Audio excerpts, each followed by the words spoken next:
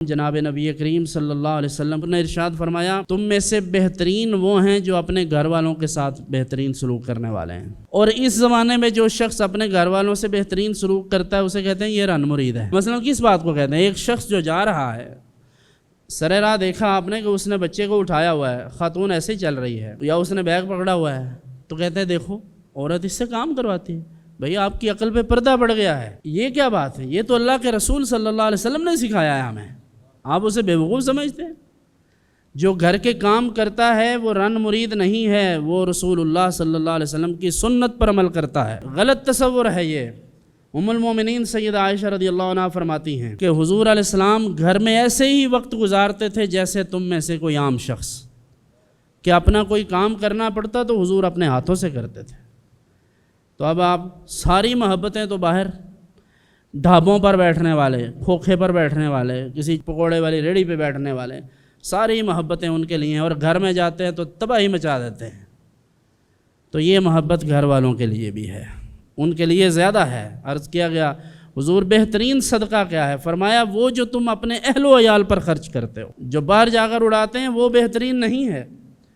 وہ بھی اگر کوئی مستحق ہو محبت میں کسی کو پیش کرنا کوئی حرج نہیں، اس میں سنت ہے یہ، لیکن اس محبت کے زیادہ حقدار آپ کے بچے ہیں، آپ کے اہل خانہ ہیں، آپ کے گھر والے ہیں، آپ کے اچھے رویے کے مستحق ہیں وہ۔ اگر آپ کو یہ سب لگتا ہے کہ یہ آسان کام ہے تو یہ طلاق کا بھی مسئلہ چلتا ہے نا، میں اکثر لوگوں کو کہتا ہوں کہ 3 طلاق کا شریعت نے حق دیا ہے۔ لاجیکلی دیکھیں تو اگر 3 طلاقیں ایک ہوتی تو شریعت 3 کی اجازت ہی کیوں دیتی بھائی؟ سمپل سی بات ہے، یعنی 3 کا مطلب اگر ایک ہوتا تو شریعت کبھی بھی 3 طلاقوں کا اختیار نہ دیتی، ایک سے ہی کام تمام ہو جاتا۔ تو جب 3 طلاقوں کا حق دیا ہے تو اس کا مطلب یہ ہے کہ 1 یا 2 طلاقیں دے کر پہلے تجربہ کر لے۔ تو 1 طلاق دے کر آپ کے پاس 3 ماہ کا وقت ہوگا، آپ اس میں آپ کے پاس حق رجعت ہوتا ہے 2 طلاقوں کے بعد بھی اور 1 کے بعد بھی، تو آپ صرف 1 ہفتے کے لیے تجربہ کر لیں۔ 1 ہفتہ آپ نے صبح دوپہر شام کھانا بنانا ہے، بیوی میکے چلی گئی ہے، بچے آپ کے پاس ہیں، آپ نے ان کو تیار کرنا ہے، انہیں سکول چھوڑنا ہے، سکول کے لیے تیار بھی کرنا ہے، چھوڑ کر بھی آنا ہے، پھر انہیں واپس بھی لے کر آئیں، پھر ان کے کھانے کا اہتمام کریں، لنچ کا، پھر ان کے کپڑے اتاریں، دھوئیں ان کو۔ اللہ کے فضل سے 1 ہفتے میں ایسی طبیعت اچھی ہوگی کہ قیامت تک طلاق کا خیال نہیں آئے گا دل میں۔ نہیں سمجھے بات؟ لطف نہیں آیا آپ کو؟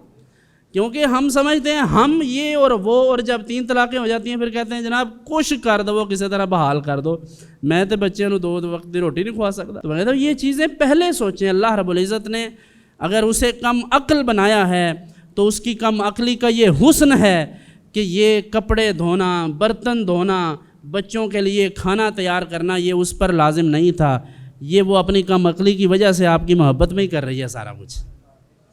تو اس پر اللہ کا شکر ادا کریں۔ اسی طرح خواتین کا یہ مطالبہ کہ میں آپ کی ماں کی یا آپ کے والد کی خدمت نہیں کر سکتی، یہ بھی اس حد تک درست ہے کہ اگر وہ اتنی کمزور ہو یا اس کے کام اتنے ہیں کہ وہ باقی خدمات نہ سر انجام دے سکے تو شوہر کو یہ حق نہیں پہنچتا کہ وہ اسے مجبور کرے کہ ہاں تم ان کے سارے کام کرو۔